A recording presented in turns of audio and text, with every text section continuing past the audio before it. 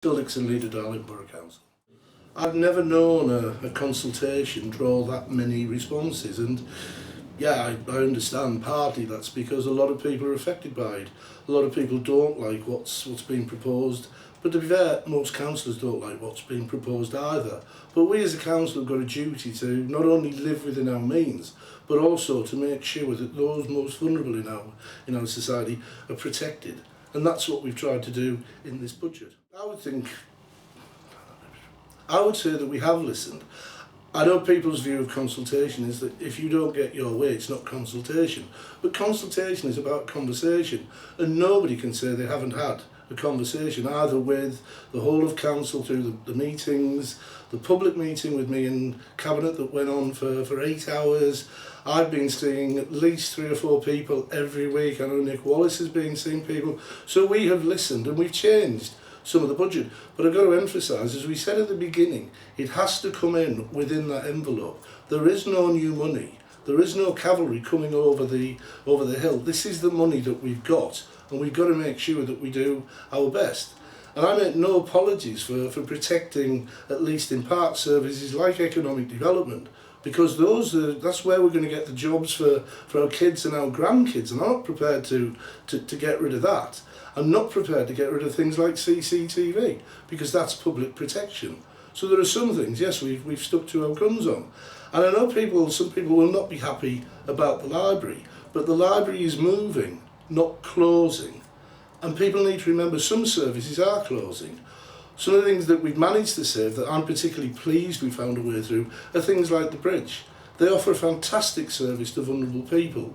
We've been able to give them an extension, and I'm sure the way that they've been working and the way that partners are working with them, in my view, the bridge will be safe. We can save the bridge, and people rely desperately on that.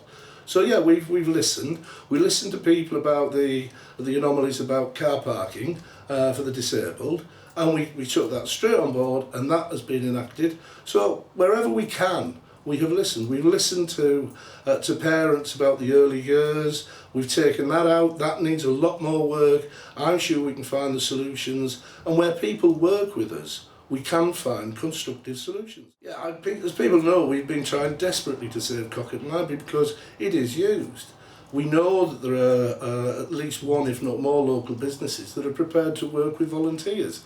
That's the kind of thing I mean when I say that when people work with us, we can find solutions. So we've given them extra time to come up with something that we think will work and they think will work. Regrettably, that isn't going to be possible at Crown Street. Crown Street is a completely different library. We have brought in Price Waterhouse. People can see the results of it. Price Waterhouse are a renowned accountancy firm. They're not doing us any favours or whatever. They have run the rule over those proposals, and sadly, they don't work. It's just not viable. I know some people say, well, why don't you just tell the government to get lost? Why don't you just keep doing what you're doing? Well, that isn't sensible.